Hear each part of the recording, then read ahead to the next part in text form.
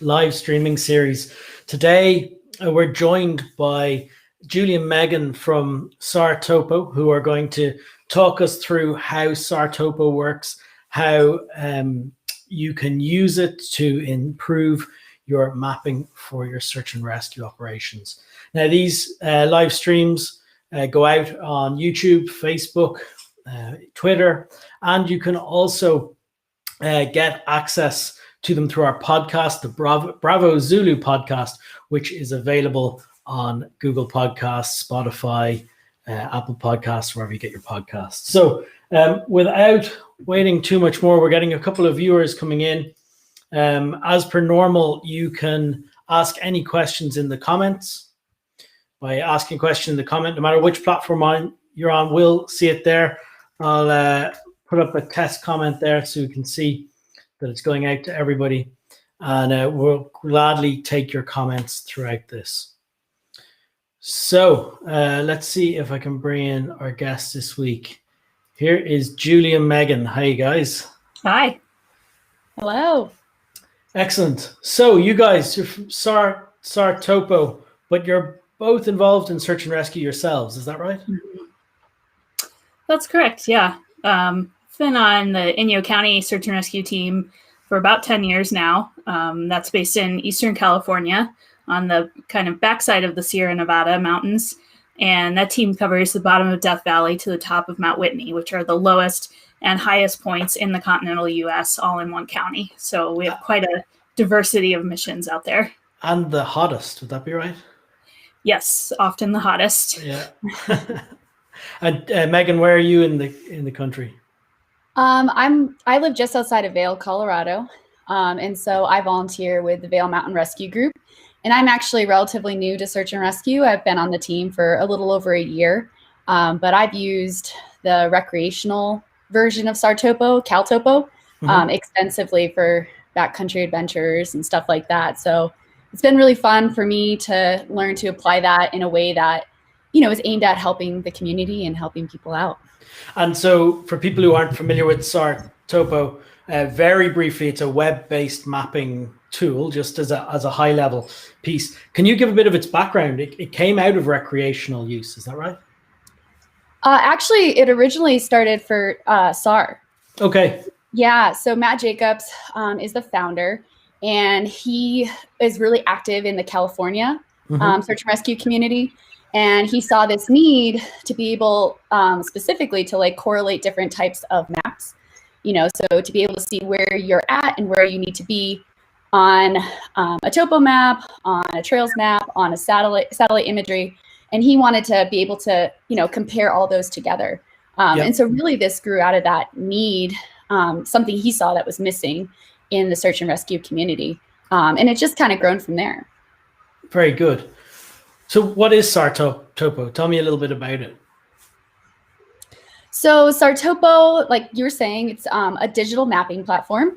And really what it allows search and rescue, as well as any real first response organization to do, is to create maps, to use innovative tools to learn more about an area, to plan your mission or your response, as well as collaborate. There's a really big collaborative component to it, so that you can communicate and collaborate with people within the command post, but also with your field teams. And you really have this two-way communication.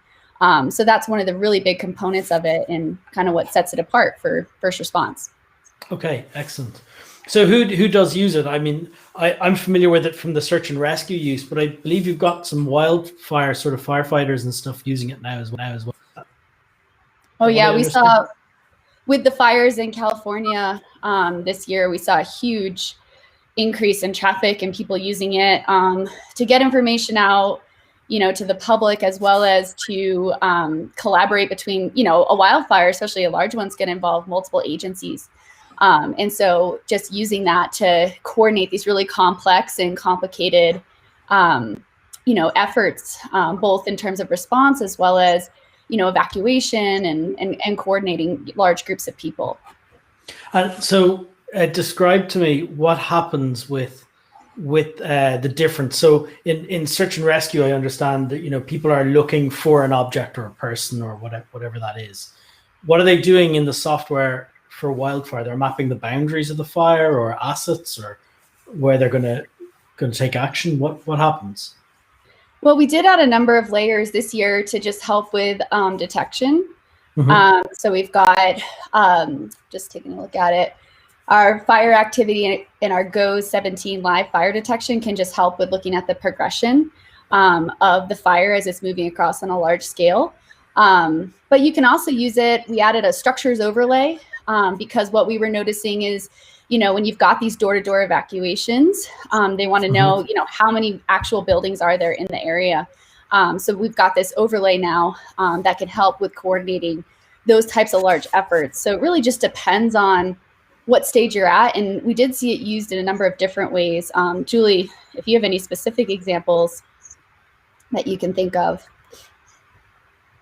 Well, yeah, it's been really crucial for evacuation for a number of agencies. And then we're also seeing like police and even our national police, FBI, are starting to use it some now for whatever type of stuff they do.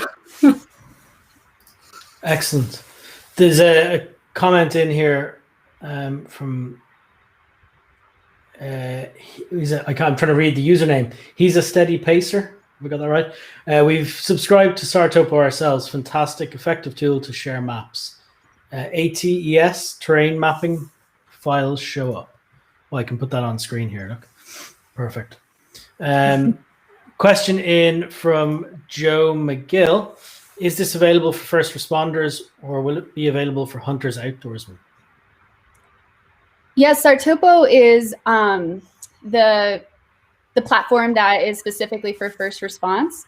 But we also have a platform for recreationalists, which is actually how I got into it, which is CalTopo. And it has all the same tools as SARTopo. SARTopo just has a couple of additional ones that are specific to first response that you wouldn't need for, planning a hunting trip or whatever recreation activity you'd be going after. So definitely also available for your average outdoorsman. And so the difference, I think it's SARTopo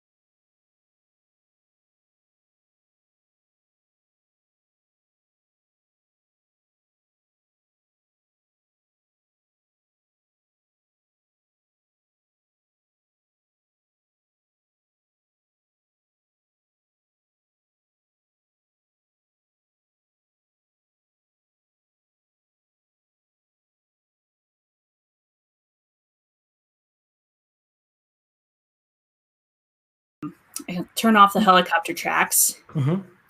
These are all of my search tracks from that mission. So are these put in by searchers afterwards with a GPS right. uploading track logs, or is it live? It's live. You can do live positioning as well too. Now you can do some live tracking. If there's cell service, it'll sync in real time, and then there's some other options too. With our app, you can now record the track directly to the map. These are from 6 or 7 years ago, so they all had to be imported separately. And you can see I didn't ever clean up some of these tracks and stuff. They're kind of all over the place because we're in a pretty narrow canyon here. But underneath all that are my assignments, which would also be in the example we'll look at in a moment. You'll see they're lined up a little better and stuff. It was a 7-day mission and had a lot of information in this very small amount of space. And so, search and rescue, as well as a lot of other first response type missions, are all about data management and about identifying, what are the problems and relaying that through a map and through a visual. So, we have to identify where the person is not, as well as where they are, or in order to find out where they are. So that's where, laying all these search tracks on top of here will let us see, where have we actually covered? And if I'm in the command post and trying to say, well, I need you to go search this area, but nobody can actually get there for whatever reason, then it's really important for me to be able to see that. And we also have to keep searchers safe. So, managing multiple air resources, like, several helicopters and maybe dogs, and then you have ground teams, and you need situational awareness about where you're putting all these people. And that's where a lot of our live tracking comes in. And now we don't have nearly as much paperwork either. And we're not trying to do all these constant radio checks of, where is your team? Is your team okay? With the live tracking, even with like in reaches and stuff connected back to the SARTopo map, I can see in real time where people are at in the field. So how many customers I know the live tracking with the app is new, but how many customers would already be tracking their position live from other devices? I don't have data on that. Okay. Is it a common thing to do? It's increasingly common. I think as more and more teams are using satellite trackers, and there's a number of like military versions and stuff too that we can pull in. And there's a huge interest in it. A lot of people are. Do you know what hardware people are using? I know in the US, our National Guard has a device called a Nano that's really popular. And then the InReach from Garmin. Those are probably the two most popular ones that we've seen. Okay, there's also some devices that connect to radios, like handheld radios. And people that are in the ham community can understand what that's doing with APRS and stuff. That'll actually send a live message or a location, just as long as you can hit a repeater with the radio. Excellent. So let's set the scene a little bit for people who are just listening to the audio only on the podcast here. It's the middle of the night. You've got a tasking.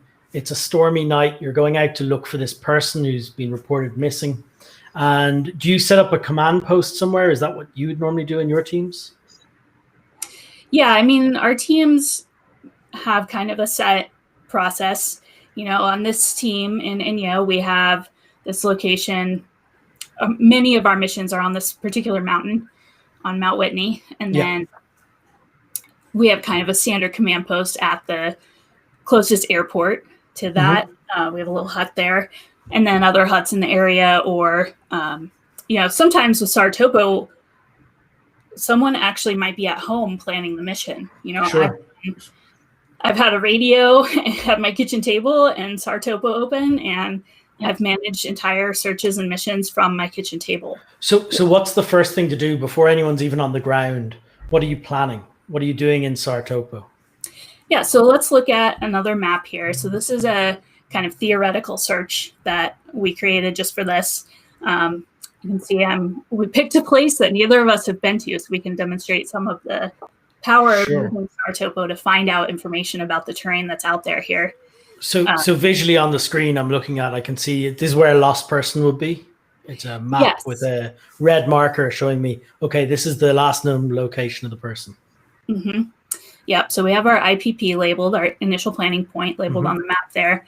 We're in Western Nevada, or Eastern Nevada, sorry, which is in the Western US. And that area is very, very remote, and it's peppered with public lands. It's almost entirely public lands. And then it transitions from different types of management agencies. And I can see very clearly here that I am in the Humboldt National Forest. And then as I zoom in more on this map, I'm seeing roads and trails on here. I have a couple of assignments already placed on the map, and then our initial planning point in here. And some things I might do right away, are like add a marker that's going to be my instant command post. And so I'll just drop that on the map here real quick, hopefully. So you're dropping sort of a pin here, a waypoint, and setting an icon for it. Right, and we call it a marker. Yep. And I've changed the style of that icon, so that's a standard instant command post icon. And I put that on the map at the junction of a couple of roads before they enter the kind of more mountainous area where there's not going to be as much opportunity for communication via cell or hitting a radio tower or something. Sure. And so maybe I want to also go ahead and drop a mobile repeater. Like if I have a helicopter coming in that can put a repeater up somewhere high for me, then I'll go ahead and label that on the map too here. And just give it a symbol and name. And so you can see that really quickly I'm able to start adding geographically referenced information to this map. And I have a couple of assignments on here too, but let's go ahead and just draw in a line assignment. And you can see I have a lot of different fields to fill out that are specific to these types of missions. And it's obviously so on your map visually, what I'm seeing here is a load of roads have highlighted, and these are all the possible lines that you could take. Is that what I'm? Right. So the map software will highlight these roads that someone has traced somewhere. We have a lot of different databases that we pull this information from. And when they're highlighted, it means I can snap to them. So if I hold the cursor over it, it will highlight in red. And then I can click on that and I'll start drawing my line. And if the line's not hovering on it, then it's just a straight line. Or if I hover right on this highlighted line, my line that I'm drawing will snap to that. And I can very quickly draw very accurate lines at long distances. And so now I've just traced this road and called it the access road in order to get up to my assignments areas. Excellent. Now I have a couple of initial assignments on the map for our first operational period. And as we add operational periods to this, I can organize those to keep them separate per day or operational period, or however you need to organize them. And we have different folders and different ways of organizing those so you can keep it straight. And then one of the really powerful features of using SARTopo is that we have all these different layers to access. And I think we should take a look at several of those real quick. This is our kind of in-house map layer that we created. And I don't have to go download other layers or anything. I mean, in the mobile app, it's a little different, but just using this for planning purposes, I'm on my computer, I can switch all these different layers very quickly. So this is a layer that's designed by this land management agency, the U.S. Forest Service. And it might be really useful when I'm looking at Forest Service lands. For example, zooming in here to our initial planning point, assuming that this person's vehicle was left here. I can see now that there are several mines in that area. Mm-hmm. And so that might be something of interest that I need to consider in my search plan. And going back to our map builder topo, those mines are not labeled on here. Sure. So I can get a lot of information by just switching layers. And then another thing I want to look at is we have a number of live satellite layers, and these are all different resolutions. But I'm going to zoom really far out on this one because this is a satellite that covers half of the continent. And so it's a lower resolution, recent. It's updated about every 5 months. And so that's really important for things like the wildfires, right? You can see wildfire smoke really blowing up if something's moving very fast out there. Yep. And then moving in, I can switch to our Sentinel Weekly live satellite. And this actually does cover the whole world. And it's updated about every 5 days. Yep. And so this is going to give me a better idea of current conditions because I can zoom in a lot more on it. It's a 10-meter resolution, so 10 meters horizontally, which means that I can nearly see individual trees with it, or snow patches specifically. That's really where we've found the most use for it, is being able to identify exactly where there is snow right now. Yeah. Which, as you can imagine, is pretty crucial for searching. And I can also switch this to other types of coloring. And now that snow really sticks out and it's differentiated from vegetation in this color. And I could go ahead and then stack another layer on top of this. And I'm going to pull the resolution down a little of that second layer, or pull that opacity down. And now I can see where these trails are at. I can see some contour lines, and I can tell where there's fresh snow. Can you describe that false color feature to the users? I'm afraid I don't really understand the technical stuff behind it. What's it telling you? So the satellite is, it's not just taking a visual image the way that we think of a camera working or something. It's pulling in infrared and a number of different wavelengths of data about the ground. And then that gets processed into these different images.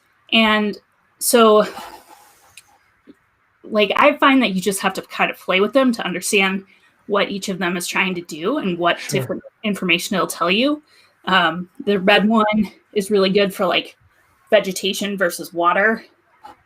So they're highlighting certain features in a color effectively, which lets you see it very clearly where the snow is or where the vegetation is to the eye. Excellent. Yeah, and then there's a burn layer that lets us see. I mean, we're not going to see it right now because there's no fire, but it would highlight very clearly where the front of the fire is. Yes. Okay.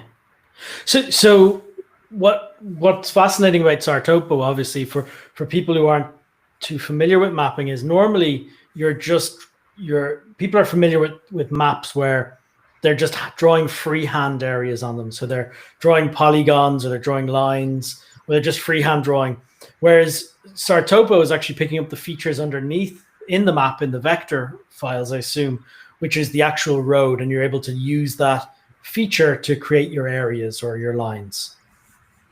Basically, yeah. And someday we'd like to be able to snap to contour lines so that you can draw polygons really easily at a certain elevation or something. Excellent.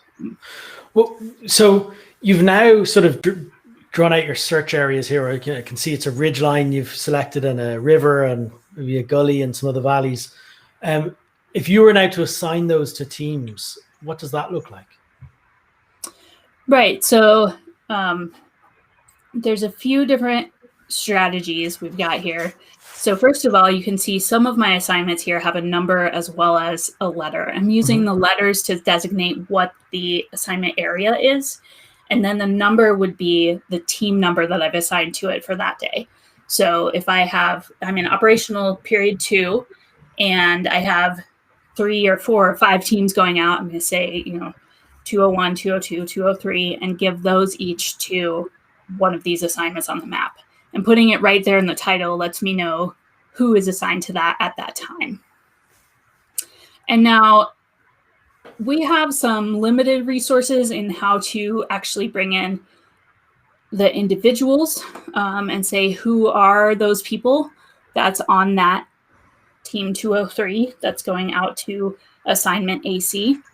But I think that's where we're looking at working with you guys about maybe someday being able to connect that a little bit more and be sure. But am I right in saying you can print the map and give it to them? I mean, if I was with you at the command post, you can actually print this out and give me my assignment very clearly.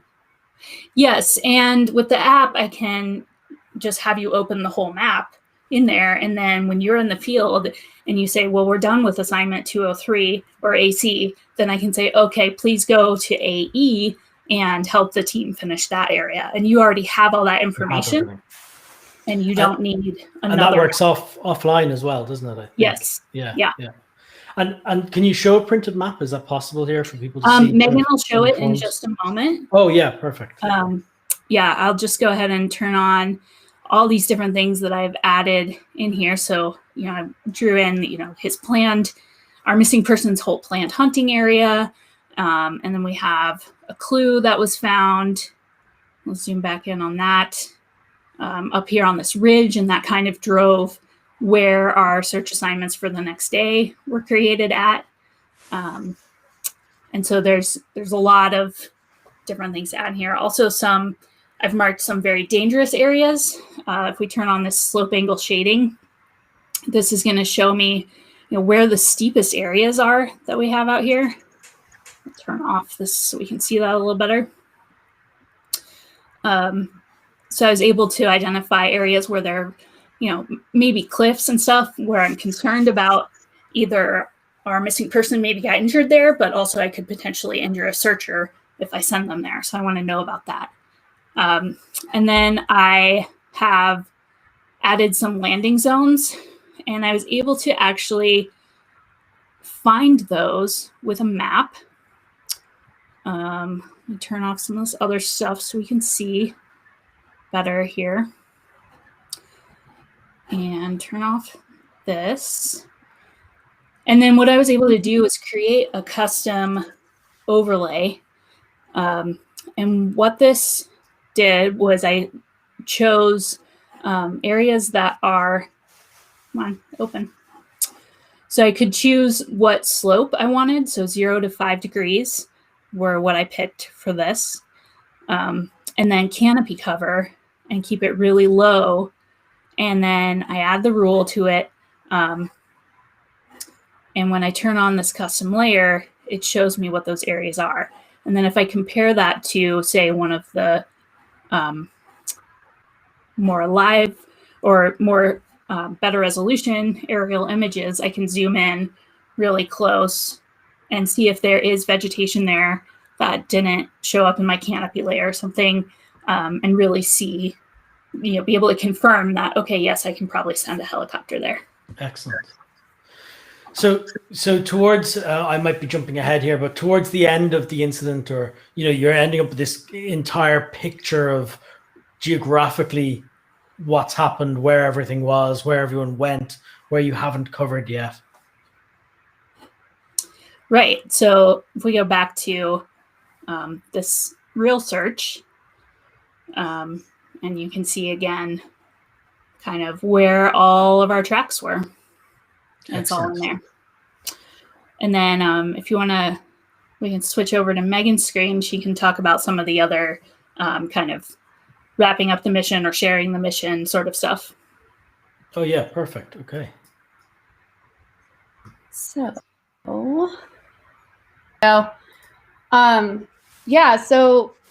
one thing, and actually you were asking about this, Robin, so kind of ties in nicely. So we have individual accounts and we have team accounts. And if you're part of the same team account, all you need to do is log in, like I'm logged in right now. And you can see, I'm just seeing the map viewer here. Mm-hmm. And let's say I'm in the command post, and either I'm going to be helping out in command, drawing up search assignments, or I'm going to be in the field, searching a particular area, I would just go to my account, and under maps, I'm going to see that team map right there. So that's the Cleve Creek mission, is the one that Julie's been showing. And all I need to do is just click and open that up. And I'm now seeing the map that she created. Excellent. So it's all collaborative and shared across everyone on the team who's got permission. Exactly. And I'll show you, I can show you what the recording the mobile tracks look like. But if I'm in the field, anything I do to this map, if I have a data connection, it's going to sync. And Julie will see those changes reflected. So if I'm recording my tracks, if I'm finding a clue, and what I found is it can really save you some steps, because you're not having to read coordinates of something over the radio if you've got that data connection. And the cool thing too is if you don't have the data connection, as soon as you get it, the changes will store locally. And then as soon as you get a data connection, it's going to update the map automatically. And that goes both ways. If Julie makes changes, I'm going to see that too, and on my mobile device. So that's sharing within the team, and it's really easy. But let's say, some of these bigger missions, this is the one Julie has created is multi-operational period mission. And, you might be bringing in outside resources such as a cooperating agency or something like that. And you want to be able to share the map with them. I'll show you an example of how easy it is to generate a PDF in just a moment. But you can also give them a digital copy of the map. And so all I'm going to do is just open up this collaborate option on the screen. And I've gone ahead and in the lower part of this dialog, you can see I've generated some access codes. And so these are to give to people outside of the team, maybe from another SAR team or a civilian volunteer, depending on whatever resources you're pulling in. And you can see these access codes. I can designate a certain level of access to the map. So one here says read. Anybody who has this access code can see the map. They can't make any changes. They can't add anything, can't delete anything, but they can see it. And the other type gives someone update access, which is really handy. Because what that allows someone to do is add things to the map, but they can't edit or delete anything that already exists. So they could add clues, they can add points of interest, stuff like that, but they can't delete anything that I already have on the map. And there's two different ways to share it, which is pretty cool. We've got a shareable link that you can send to somebody. And they can open it up and it'll open up the map for them. Or really handy is a QR code. So I just press the QR code and it opens up a new tab with a big old version of this QR code. And it's got the 4-digit map ID on there, so specific to that map. And it shows the type of access it has. So you can imagine that you can print this off, post it in the command post, and then people can scan it with the mobile app. And it's going to open up that map, that specific map with that specific level of access right in the mobile app for them. Can I give that a go now? Sure. Okay, yeah, sure. Let's try. Yeah, it works through the screen and have at it. Creatable. Do you have the mobile app or are you just scanning it? No, I'm here now. So I'm looking at, it's just loading, but I'm looking at the same Perfect. map. Excellent. Yeah, and so you're going to have update access. So you can add a marker, you can record your tracks, you can do anything like that. Yeah, in fact, if you add a marker on there, it'll show up. It should show up on Megan's screen on her map.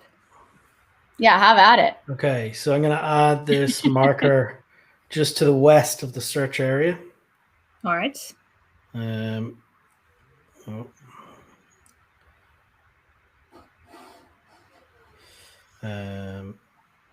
do I?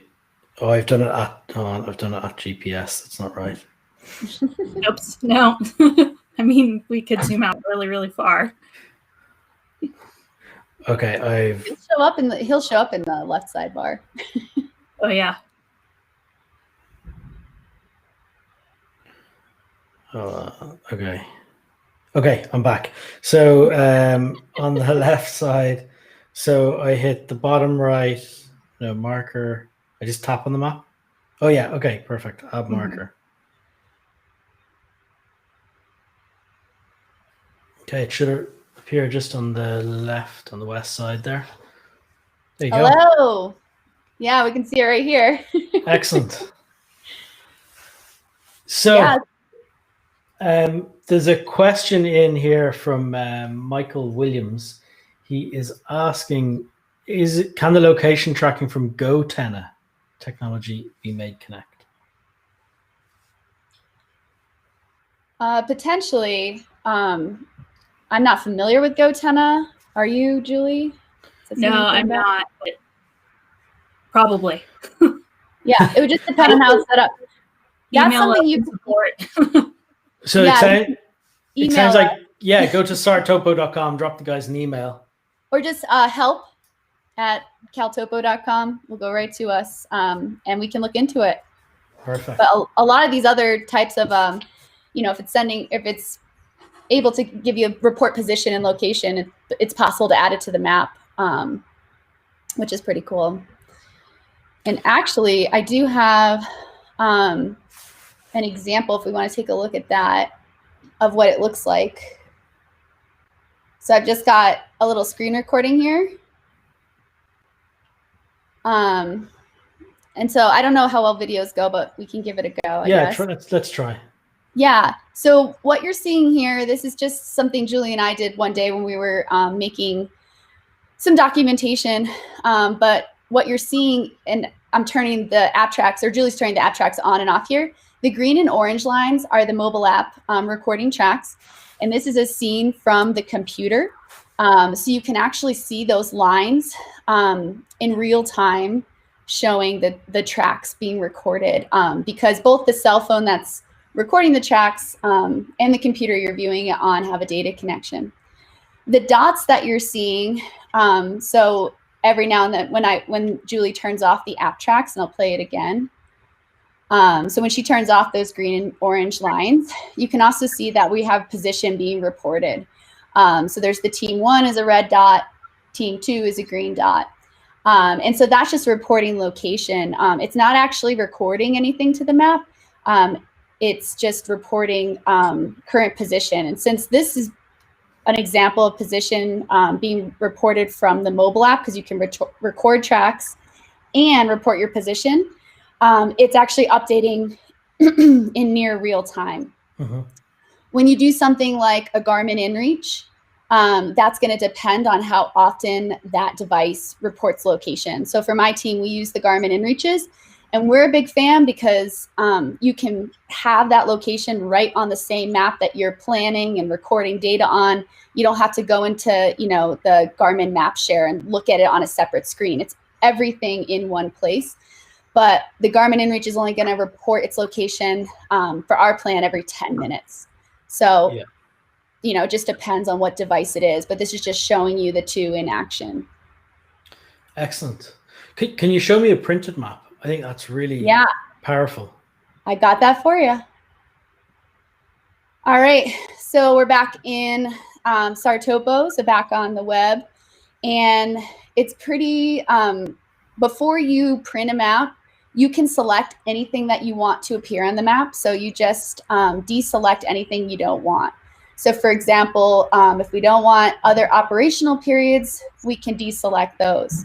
And you tailor to whatever specific type of map you're making, whether it's an assignment map or a briefing map or an AirOps map, whatever. You can tailor it here. And you can also pick the base layers and the overlays that you want displayed.